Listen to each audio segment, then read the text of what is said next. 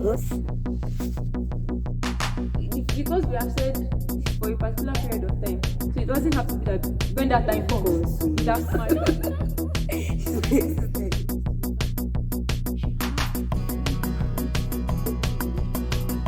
And she still made it first class. Okay, hello guys, welcome back to my channel. It's been a while since we have done this, but you're welcome. Our returning subscribers, welcome back. And if you are new here, please do well to subscribe. So in today's episode of Abigael and Friend, I have someone who is more than a friend. She's a sister, a very beautiful and godly sister. No, she's not a sister anymore. She's not a sister anymore. She's now Mrs. I'm still a sister. Okay, so we'll be talking about relationship. I've been asking her some questions about relationship. I trust that the Holy Spirit will speak through her. So, firstly, she will introduce herself to us. You're welcome back to our channel. Thank you very much. Good morning, everybody. Good morning, friends.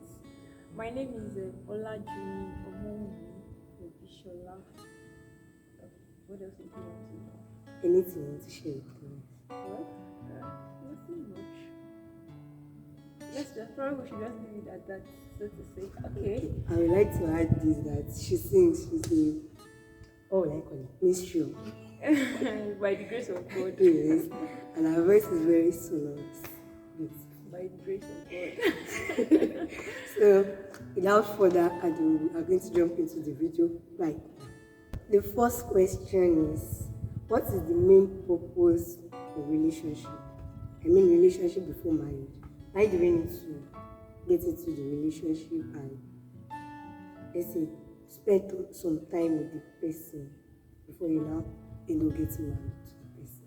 If I understand your question, you're trying to say courtship. So Yes. to say.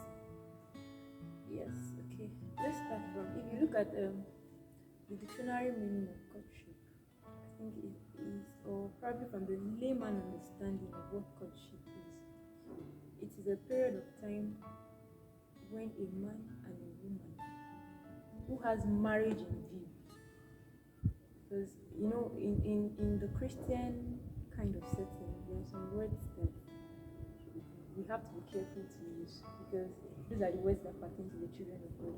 You can be in a relationship and it's heading nowhere. You understand? So when we are talking about courtship, we want to believe that by the grace of God, the two parties involved have come to the knowledge and agreement that this relationship we are about to get into, or we are getting ourselves into, would lead us somewhere, someday.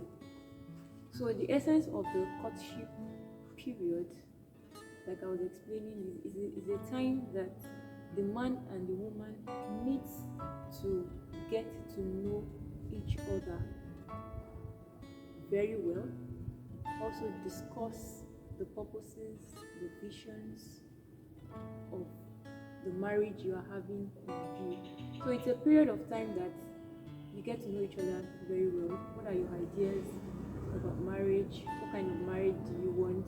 What are your visions? What are these and that? So those are the things that you do within the period of courtship. So what you are saying now is that if you are not sure that this relationship will lead you to marriage, you shouldn't go into it. When I said as a child of God, I want to believe that for every question that you are asking me, you want me to give you an answer within the context of the fact that we are talking about believers, Yes. so-called children of God, who truly the children of God. So when you don't want to play games, it's not like let me give it a trial, let me try this, let me try that. If you are not looking at marriage in view, then why should we be talking about courtship? Or why would I just say, okay, let's be in a relationship? So what's the essence of the relationship we are into? What are we supposed to be doing there when we are not looking at marriage? That is not to say that every courtship must lead to marriage. But the major reason for courtship is that you are having a marriage in view. So if you are not ready, if you are not thinking about marriage anytime to come soon, then you shouldn't be talking about it. Okay. So that's if you are not thinking about marriage, if you are not ready to get Like married. like an 18-year-old girl that still has JAMB exam to pass. You still have the university to go to. Probably you have 4 years and all. And you're already thinking about courtship. You still have some other things to deal with now. Okay. So that will lead me to my next question, which is how long should courtship take? Should it be Last. Last? Okay. How long should it? By my understanding, or from what I have gathered, so to say, from people around and few experiences from people and probably by myself, I want to say that I cannot say that there is a specific time for you to say, okay, courtship must be for 2 years, courtship must be for 3 years. It depends. Although for some churches they used to say the minimum of 6 months and probably maximum of 2 years. But you know, the period of time is dependent on a lot of factors.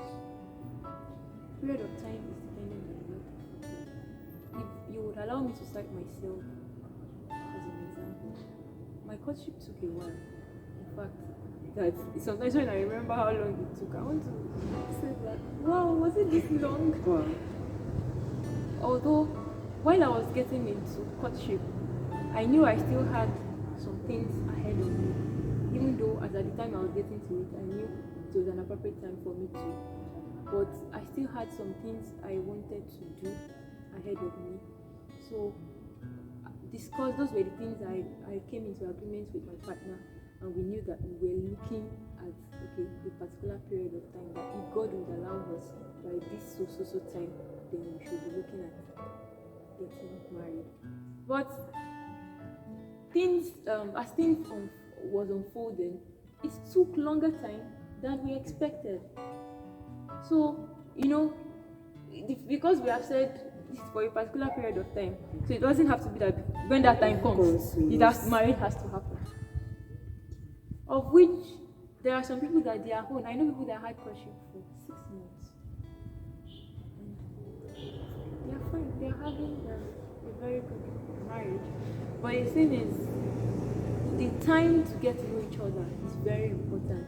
So whether your courtship is going to last you for 6 months, or 2 years, or 4 years, or 6 years, or whatever period of time, make sure that you are making very good use of that period of time in the will of God.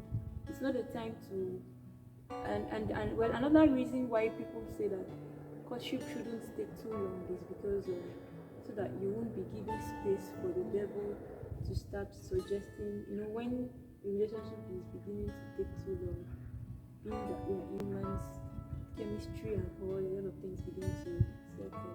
So they don't, even in churches, most of our churches, they don't allow that, or they don't, not that they don't allow, that's not the right word to use, they don't encourage that it takes too long, so that we do not give room for the devil to start. I want to believe you understand. Yes. There are so many questions that are popping up in my mind, but let's just stick to the ones we have here. But the next question is having spec canal. Everyone has spec. I actually have. I want my pictures to be like this. It should be this. It should be that. Is it canal? Is it something you advise Christians? For me, I don't know. You know, some people might feel. Let me use the word spiritual. But for me, the fact remains that we are humans. See, the fact that you desire some things, it doesn't make you carnal. There are some things that they are just inherent in us as human beings. So it now depends on the way you work it out. Having a spec doesn't mean you're carnal. In fact, I used to have spec. Oh, wow. When you talk about spec, when I tell you what my spec is, Wow. but your speculations of what you want in your partner should override what God wants for you.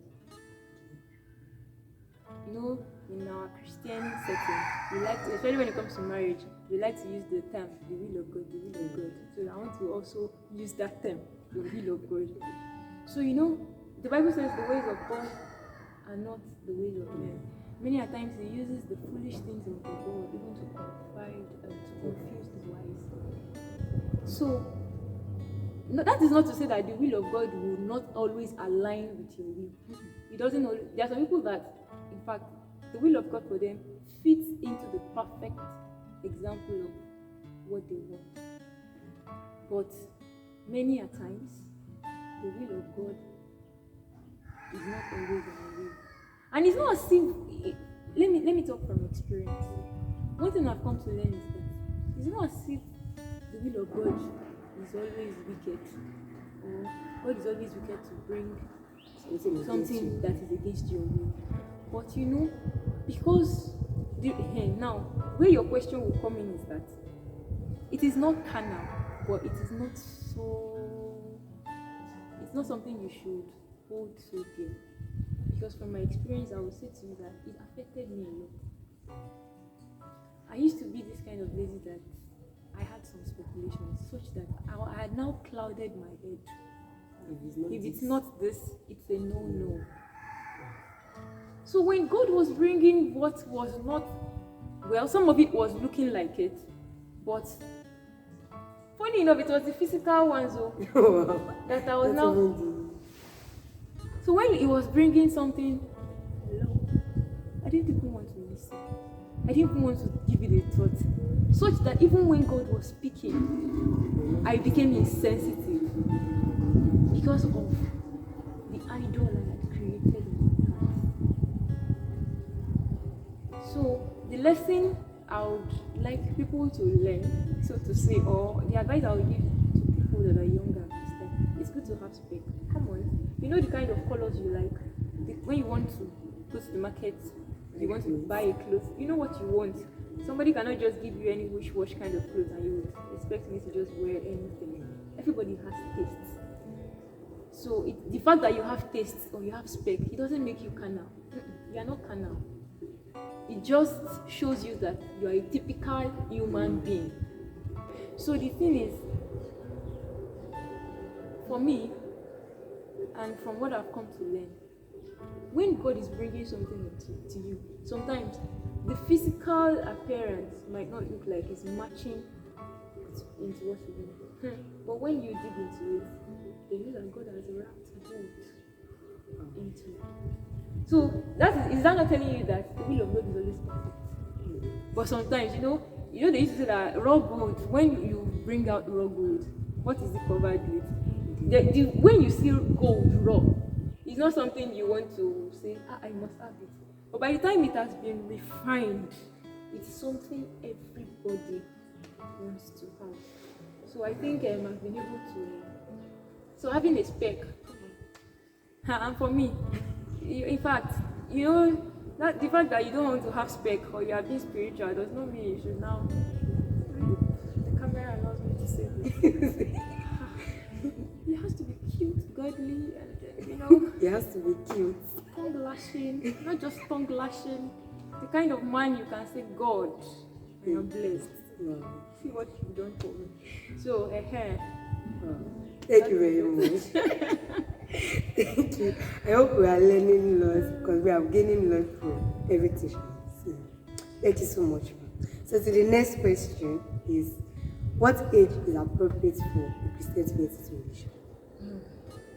Age. What age is too small, or which one is too?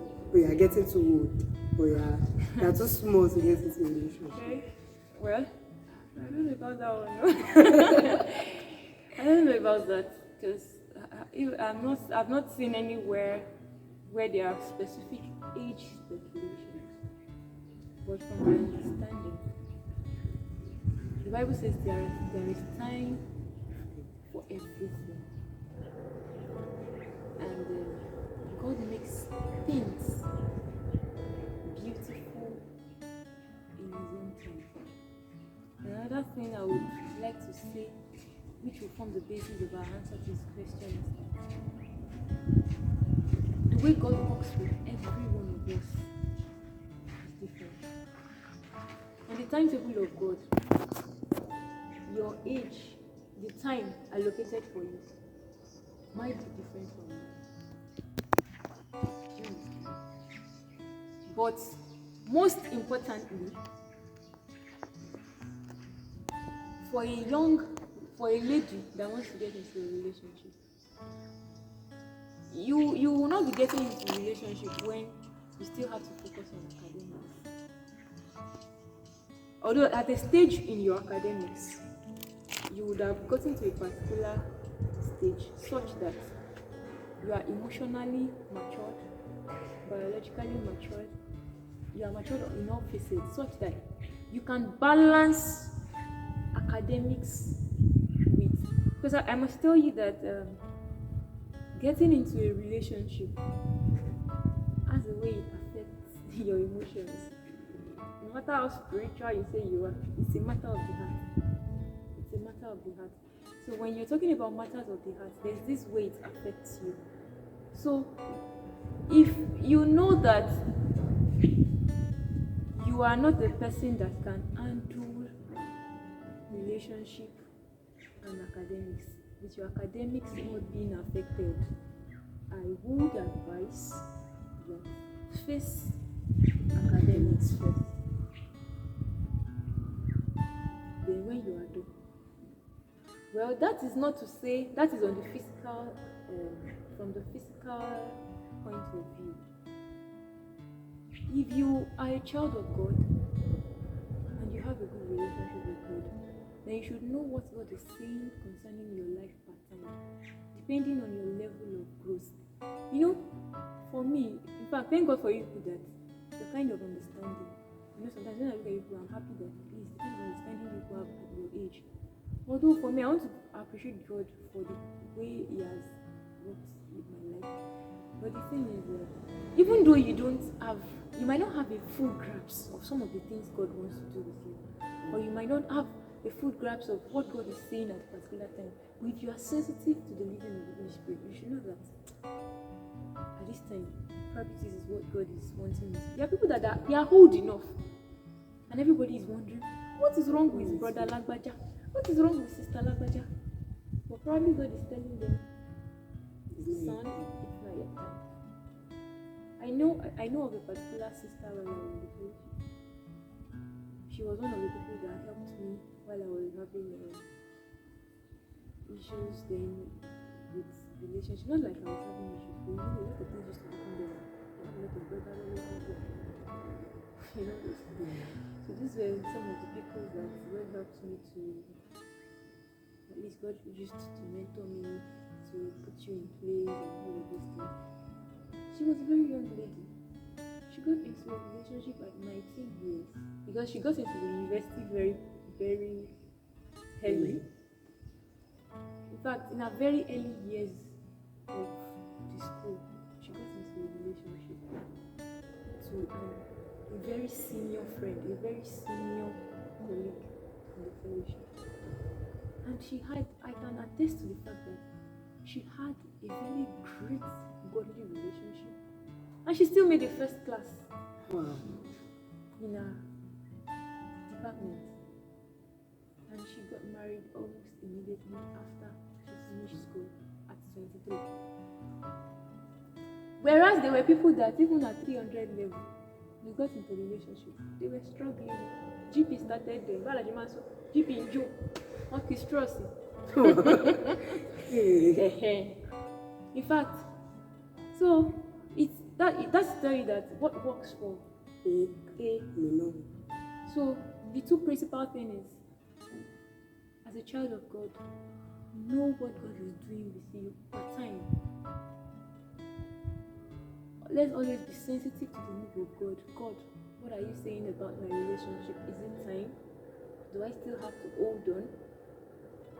Then, on the physical level, it's always good to face what should be faced first before you start bringing, because it comes with a lot of distraction. Times you want to study, you're thinking, what is happening? And you know, sometimes you want to read and your mind goes to Bolagbaja. And it's exam time. So you understand what I'm saying. Well, for me, I got into I think my penultimate year. What am I saying? They were brothers. I was catching some of the but while I could say that I gave in to the relationship fully while I was in my IT, going to resume my final year in school. So that is not to say that when people are coming earlier than that, you have a problem. It's a matter of making them know that you are not ready. And even if God is bringing anybody that is that person, if that person is really for you, you will wait until you're ready. Thank you so very much. The question came now when you said, okay, the time you started the relationship. Maybe I'll ask you after the video. I don't know if I want to include it in the video. Okay, the next one is, how well should you communicate with your partner? Okay, now you're not in the relationship. How well? Should you be like, because some people think you shouldn't communicate like you're already in marriage. How well should you be? Well, communication is very, in fact, it's not just in a marital relationship alone. In every relationship we find ourselves, communication is very important. Parent to child, employee to employer, business owner to clients. In every relationship we find ourselves, communication is key. Because if there is no communication, then we will be missing out on a lot of things. If you don't tell me what is on your mind, now, for example, when I came in this morning, you were not planning to, you get. So if you had not told me that, sis, I want you to do this for me, you probably would have been thinking it in your mind that, will this sister agree? But by the time you communicated it, and we talked about it, we could see that, okay, we could make it visible. So let's bring it down to the question you asked. Communication in relationship is very, very important. Although at every stages, there are stages of communication in relationship. What I'm trying to say is that there are limits to what you can communicate about per time. Do you understand? Because at some stages, there are some things you shouldn't be talking about as people who are still in a relationship. But communication is very important. In fact, in courtship, if there's anything I thank God for that He helped me to do in my courtship, was that God helped us to communicate a lot. Even though we had a 6 years of a long distance relationship, within the 6 years I could count the number of times that we had physical contact. You know when you're in a relationship and 6, if I don't want to sound too mean, but there's no opportunity. It's 20 contacts in 6 years. If I am to count, I'm not sure it was up to 20 contacts in 6 years. But thank God, in fact, in this age that we find ourselves, I remember then my mom and my dad used to tell me that when they were cut, they have to travel from our village. Sometimes we have to travel from our village to go and visit and the other person, where the person is. But now, thank God for the mobile phone. You can call every time. So communication is very, very important. Whether you are long distance or the type that you see yourself every time. Then in your communication, there are things that are basic that should be talked about during courtship. So it's important that the things that we need to talk about and deal with properly during courtship should be dealt with. That's what I was talking about, making good use of the period of the courtship. Such that, because there are some things that if you don't talk about it, when you get into the real thing and you have not talked about those things, you must start having some little. But it's like a hymn. It's like during the courtship, you are writing the script. That's the word in the script. During the courtship, you are writing the script of what your marriage will become. And the day you get married, you begin acting the script. That's just the way I can describe it. So can you act what you've not written? So let's just I guess that clears it. Yes. Thank you so much, so much. I think this is the last one. Is it necessary for the guy to be financially okay? Not before you get married, but before you get into a relationship. Should you have something you're doing that is bringing money before you say, okay, let me start?